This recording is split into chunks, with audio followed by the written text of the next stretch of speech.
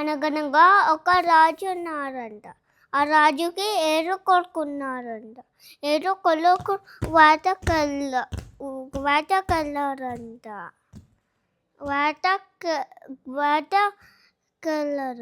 వేటకెళ్ళి 7 చేపలు తెచ్చారంట. 7 చేపలు తెచ్చి ఎండపెట్టారంట. ఎండపెడితే ఒక చేప ఎండలేదంట.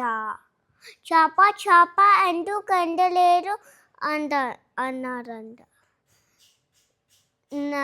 నాకు గడ్డివాము వచ్చిందంట అన్నారంట.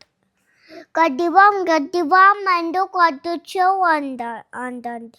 నాకు ఆవు వేయలేదు అన్నంట. ఆవు ఎందుకు వేయలేదు అందంట. నాకు పాలేరు గడ్డి వేయలేదు